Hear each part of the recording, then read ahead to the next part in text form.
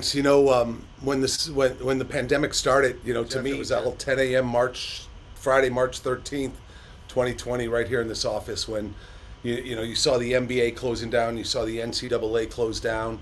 The very next Monday, 48 hours later, states started to close down and the like.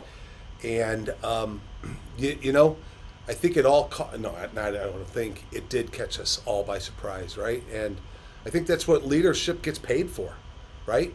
We get paid to address the unknown, to address the uncertainty, and I think that's what when I look across distribution, for example, man, I think the way the leadership throughout distribution, generally speaking, reacted, was absolutely heroic.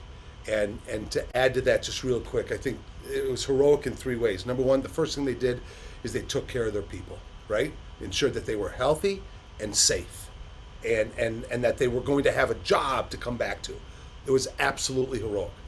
Second, then, these leaders started looking at the continuity of their business, and supply chain was part of that, right? Was part of that, and that's when they started diving into address the supply chain issues that continued to build throughout the pandemic. And then the third thing that these leaders did throughout distribution is they lifted their eyes to the horizon, started shifting to tomorrow, start thinking about how are we truly going to come out of this stronger. So when it all came down, I have to tell you, in retrospect, how these leaders throughout distribution reacted and have reacted, I think is absolutely heroic. That does not say there are not challenges still in front of us. I think the degree to which the supply chain has been impacted was truly a black swan in and of itself, right? We talk about COVID being a black swan, right? But in reality, the supply chain disruption has been a black swan in and of itself. And by definition, that means it was a complete surprise. In hindsight, we could see it. In hindsight, we could see about the vulnerability and the complexity and the intricacies of this global supply chain. But in that moment, it truly, I think, caught so many of us off guard. When you look at from an operations perspective, right? There's a lot of conversations about what the solution is, right? Everything from automation and robotics to new forecasting and data and analytics and reimagining partnerships, if you will, near shoring.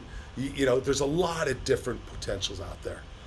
I'll tell you what I don't think we're talking enough about in terms of solutions, and that's the human level of this. When you think about the supply chain and what it's done to each of our businesses, and then by definition, our employees within our businesses, that disruption is absolutely huge in and of itself. The human toll of this supply chain disruption has been absolutely huge, and I don't think we talk about it enough. When I was touring this country on We Supply America tour, Jeff, 34 different businesses, when I got to go and talk to the people in procurement, that was always an amazing conversation, because there they are, front and center of the supply chain, and talking about hard, talking about challenges, talking about having to completely rethink and re-engineer and innovate how you simply get product, right, to your business so that you can distribute it. I mean, these individuals were working longer hours. They had to rethink their businesses. They had to rethink technology. They had to rethink everything that they knew had to be absolutely thrown out the window, and the business of procurement had to be rethought. And I have to tell you, that took a human toll on the individuals because it's hard. You think about the individuals in the warehouses, right? And you think about the labor shortages And you think about the swings in terms of receiving and shipping and the like because of the supply chain, and the hours and the extra overtime that some were forced to put into this. So my point is, I think a solution that we need to think more about is the human solution. And we've got to ask ourselves as leaders throughout distribution, how has this supply chain disruption impacted the employees in our organization? Are we in tune with how it's impacting them? And what can we do to continue to help the humans, the people, the individuals continue to thrive personally and professionally in this new environment? What I'd love to throw out to this question is the word normal, right?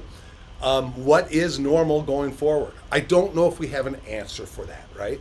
And what I would encourage us to do is, as we're continuing to work towards what we perceive to be normal, let's remember what I wrote about first in my book, Innovate, How Successful Distributors Lead Change in Disruptive Times. And that's when I introduced the concept of VUCA. That came initially from the military after the 9/11, right? And that whole concept is that we now live in a VUCA world, VUCA, volatile, uncertainty, complexity, and ambiguity. And that's the new normal, right? So when we think about the supply chain going forward, right, it's going to continue to be volatile. It's going to continue to be complex. There's still going to be ambiguity, and there's still going to be uncertainty.